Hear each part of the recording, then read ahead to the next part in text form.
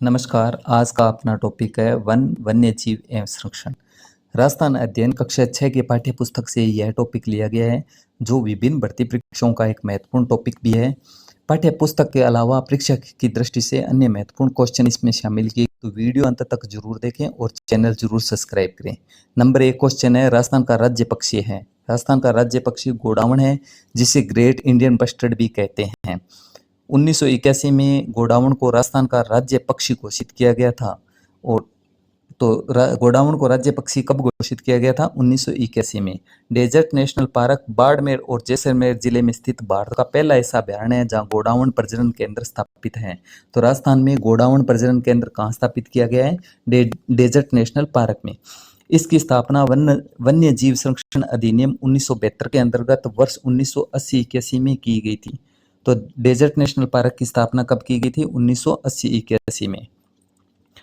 राजस्थान में सदाबहार वन कहाँ पाए जाते हैं? तो सदाबहार वन माउंट आबू में पाए जाते हैं। सीता माता वन्य जीव अभयारण्य किस लिए प्रसिद्ध है?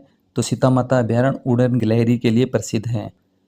मुकंदरा राष्ट्रीय उद्यान किस जिले में स्थित है? तो इसका राइट आंसर है कोटा और चित्तौड़गढ़ में स्थित है।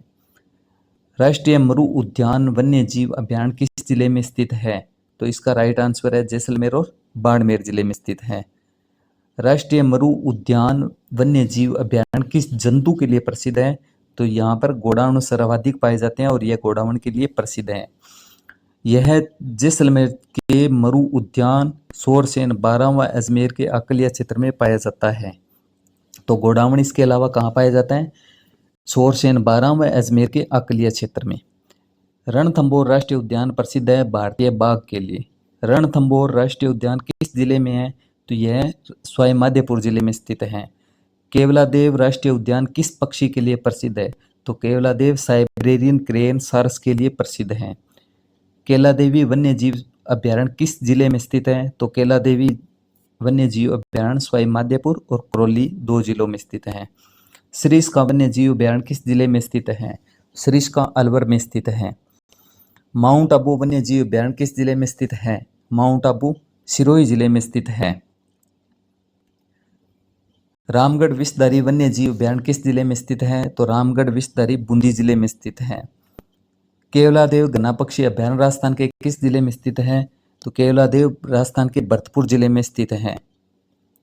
राजस्थान राज्य के कुल क्षेत्रफल का लगभग कितना भाग वन क्षेत्र है? तो 10वां भाग है वन क्षेत्र है, यानी कि 10% भाग पर वन पाए जाते हैं। राजस्थान राज्य में सर्वाधिक वन क्षेत्र किस जिले में पाया जाता है? तो राजस्थान में सर्वाधिक वन क्षेत्र है वो उदयपुर में मिलते हैं। राजस्थान राज्य में सबसे कम वन क्षेत्र किस जिले में पाया जाता है? तो सबसे कम है चूरू में। सर्वाधिक उदयपुर और सबसे कम चूरू में पाया जाता है। राजस्थान राज्य का राज्य पुष्प है। राजस्थान राज्य का राज्य पुष्प रोइडा का फूल है। राजस्थान का राज्य पुष्प रोइडा 21 अक्टूबर 1983 को घोषित किया गया। तो इसे राज्य पुष्प कब घोषित किया गया था? 1983 में। सेवण घास राजस्थान के किस जिले में पाई जाती है? तो सेवण घास सर्वाधिक जैसलमेर में पाई जाती है।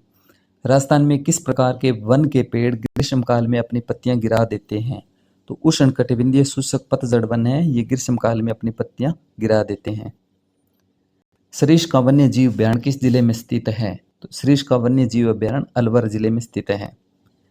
वन्य जीव श्रेणी में राजस्थान का राज्य पशु है। वन्य जीव श्रेणी में राजस्थान का राज्य पशु चाहे तो इसका राइट आंसर चिंकारा है। राजस्थान के किस जिले में प्रतिवर्ष भाद्रपद माह की शुक्ल पक्ष की 10वीं को विश्व का एकमात्र वृक्ष मेला लगता है? तो कहाँ लगता है? जोधपुर में। राजस्थान के किस वृक्ष को कल्प वृक्ष माना जाता है? तो राजस्थान का कल्प वृक्ष है खेजड़ी। राजस्थान का राज्य वृक्ष कौन सा है? तो राजस्थान का राज्य वृक्ष भी है खेजड़ी, जिसका बॉटनिकल नेम है प्रोसिपिस सिनेरिया। और खेजड़ी के फल को क्या कहते हैं? सांगरी, जिसे हाल ही में जीआई टैग में शामिल किया गया है। राजस्थान की खाद्य वस्तु अगर पूछी जाए जीआई टैग में कौन सी शामिल है, तो कौन सी है? सांगरी है। पालतू श्रेणी में राजस्थान का राज्य पशु है। अगर पालतू श्रेणी में राजस्थान का राज्य पशु पूछा जाए तो कौन सा है? ऊंट है। राजस्थान में बाघ संरक्षण परियोजना कहाँ संचालित है? तो राजस्थान में बाघ परियोजना वर्तमान में रणथंभौर, सरिस्का और मुकंदरा हिल्स 3 जगह संचालित है। किसकी सम्मति में जोधपुर जिले के खेजड़ले गांव में एक मृग उपवन स्थापित किया गया था? तो अमृता देवी की याद में। राजस्थान राज्य की वन नीति कब घोषित की गई थी? तो राजस्थान राज्य की वन नीति 2010 में घोषित की गई थी। 2010 राज्य वन नीति के अनुसार कितने प्रतिशत भूभाग पर वृक्षांदित करने का लक्ष्य रखा गया है? तो कम से कम 20% भाग पर, और वर्तमान में 10% भाग पर वन है। राजस्थान में कानूनी दृष्टि से वनों के कितने प्रकार हैं? तो राजस्थान में कानूनी दृष्टि से 3 प्रकार के वन पाए जाते हैं। इनके बारे में थोड़ी चर्चा करते हैं। तो नंबर 1 है आरक्षित वन। यह कुल वन क्षेत्र के 1/3 से अधिक है। पशु चराने व लकड़ी काटने पर प्रतिबंध होता है। यहाँ पर पशु चराने व लकड़ी काटने पर पूर्णतः प्रतिबंध होता है। नंबर 2 है सुरक्षित वन। यह कुल वन क्षेत्र के आधे से अधिक क्षेत्र पर फैले हैं। कुछ नियमों के साथ इस क्षेत्र में पशुओं को चराने व लकड़ी काटने की अनुमति दी जाती है। आधे से अधिक क्षेत्र पर फैले हैं, तो इसका मतलब है कि सर्वाधिक वन सुरक्षित वन पाए जाते हैं। नंबर 3 है अवर्गीकृत वन। सुरक्षित किए गए वनों के अतिरिक्त शेष वन इसके अंतर्गत आते हैं। इस श्रेणी में के वनों में पशु चराने व लकड़ी काटने पर सरकारी प्रतिबंध नहीं होता है। अन्य वन उत्पाद। अन्य वन उत्पाद में है दोकड़ा।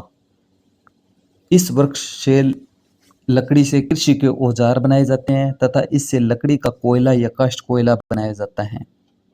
कत्था। खेर से प्राप्त होता है। खेर वृक्ष के तने की छाल व टुकड़ों को बालकर कत्था प्राप्त किया जाता है।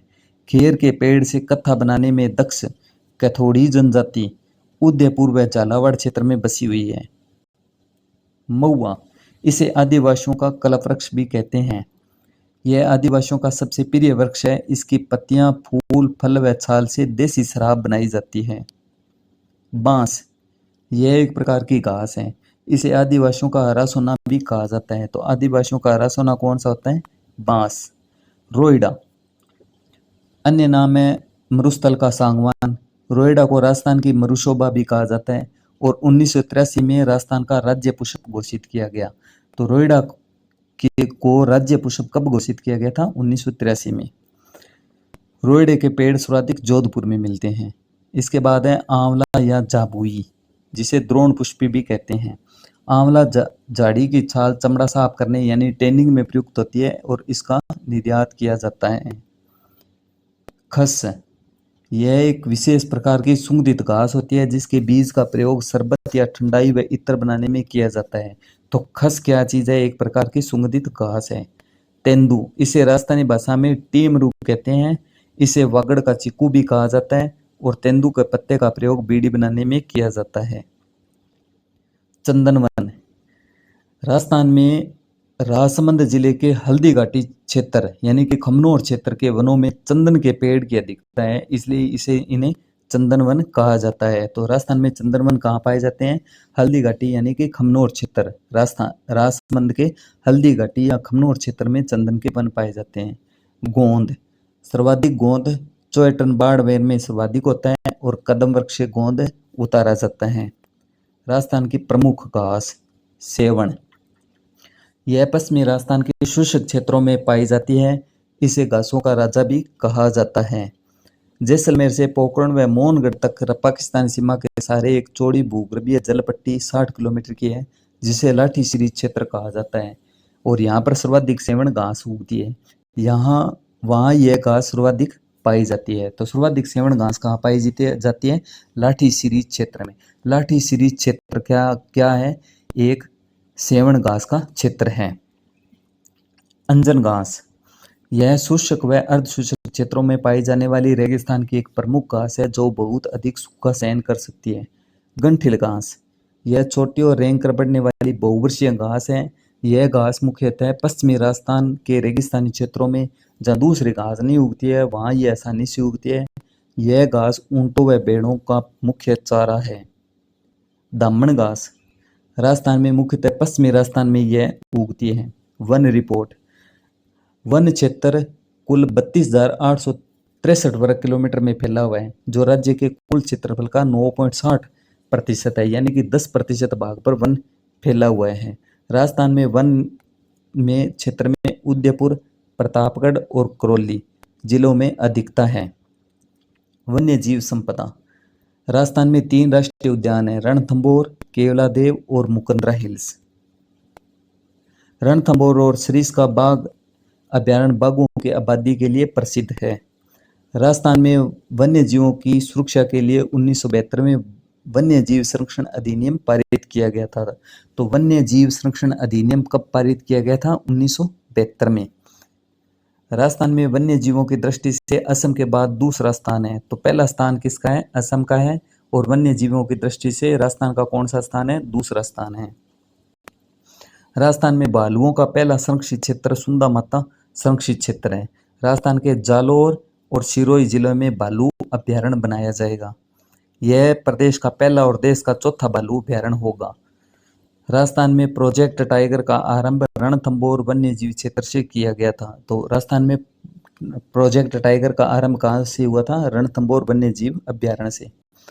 खिच्चन जोधपुर का एक गांव है जहाँ शीतकाल में रूस व यूक्रेन से प्रवासी कुरुंजा पक्षी आते हैं, और कुरुंजा एक विरह का गीत भी है। राजस्थान बजट घोषणा 2013 के अंतर्गत पक्षी अभ्यारण्य स्थापित किया जाएगा। कहाँ पर? बड़ोप्पल पक्षी अभ्यारण्य हनुमानगढ़ में स्थापित किया जाएगा। विश्व धरोहर के रूप में घोषित अभ्यारण्य कौन सा है? केवलादेव गन्ना पक्षी विहार। राजस्थान पहला बाघ परियोजना क्षेत्र या टाइगर प्रोजेक्ट कौन सा है? तो रणथंभौर। राजस्थान का पहला बाघ परियोजना या क्षेत्र या टाइगर प्रोजेक्ट क्षेत्र कौन सा है? रणथंभौर। एशिया की सबसे बड़ी पक्षी प्रजनन स्थली कौन सी है? तो केवलादेव गन्ना पक्षी विहार। टाइगर प्रोजेक्ट में शामिल भारत की सबसे छोटी बाघ परियोजना कौन सी है? रणथंभौर है। वन्य जीव संरक्षण अधिनियम 1972 राजस्थान में कब लागू किया गया? तो 1973 में। वन्य जीव संरक्षण अधिनियम कब पारित किया गया? 1972 में। और लागू कब किया गया? 1973 में। भारत में बाघ परियोजना के जनक किसे माना जाता है? कैलाश जी सांखला को। वन्य जीवों की संख्या की दृष्टि से राजस्थान का देश में स्थान कौन सा है? दूसरा। पहला किसका है? असम का। राज्य पशु चिंकारा या चौसिंगा की सर्वाधिक संख्या कहाँ पाई जाती है? तो सीता माता अभ्यारण्य में। सांगवान वनों की अधिकता सर्वाधिक कहाँ है? तो सीता माता अभ्यारण्य में सांगवान वन अधिक पाए जाते हैं। उड़न गिलहरी कहाँ मिलती है? तो सीता माता अभ्यारण्य में। क्षेत्रफल अनुसार सबसे बड़ा अभ्यारण्य या उद्यान कौन सा है? तो राष्ट्रीय मरु उद्यान है, जिसका क्षेत्रफल कितना है? 3162 वर्ग किलोमीटर क्षेत्र में यह फैला हुआ है। कृष्ण मृग एवं कुरुंजा पक्षी सर्वाधिक ताल छापर अभ्यारण्य में आते हैं। भारतीय बाघों का घर रणथंभौर है। सर्वाधिक वन्य जीव रणथंभौर में। मोर का सर्वाधिक घनत्व सरिस्का अभ्यारण्य में। चंदन के वृक्ष कुंभलगढ़ अभ्यारण्य में। सांपों का शरण स्थल किस अभ्यारण्य को कहा जाता है? शेरगढ़ अभ्यारण्य को। सर्वाधिक जैव विविधता, बहुत इंपॉर्टेंट क्वेश्चन है, दर्रा वन्य जीव अभ्यारण्य में है। दोकड़ा वन दर्रा व रामगढ़ विषधारी अभ्यारण्य में पाए जाते हैं। दोकड़ा वन्य शब्द सर्वाधिक कहाँ पाए जाते हैं? तो दर्रा व रामगढ़ विषधारी अभ्यारण्य में। गागरोनी तोते दर्रा वन्य जीव अभ्यारण्य में पाए जाते हैं। खस नामक घास सर्वाधिक कहाँ पाई जाती है? तो जमुआ रामगढ़ अभ्यारण्य में। इसके बाद है मुख्य है कि केंद्रीय पर्यावरण वन एवं जलवायु परिवर्तन मंत्री भूपेंद्र यादव जी ने 18वीं वन स्थिति रिपोर्ट 2023 जारी की है। तो 18वीं वन स्थिति रिपोर्ट कब जारी की गई थी? 2023 में जारी की गई है। वन अनुसंधान संस्थान देहरादून उत्तराखंड में कहाँ से जारी की थी? देहरादून उत्तराखंड से। तो वन अनुसंधान संस्थान कहाँ पर स्थित है? देहरादून उत्तराखंड में है। पहली भारत वन स्थिति रिपोर्ट कब जारी हुई थी? 1987 में, और तब से इसे हर 2 साल में जारी किया जाता है। तो भारतीय वन स्थिति रिपोर्ट कितने वर्ष बाद जारी की जाती है? तो प्रत्येक 2 वर्ष बाद है यह जारी की जाती है। इसके साथ आज का टॉपिक खत्म होता है, और चैनल है इसको जरूर सब्सक्राइब करें। धन्यवाद।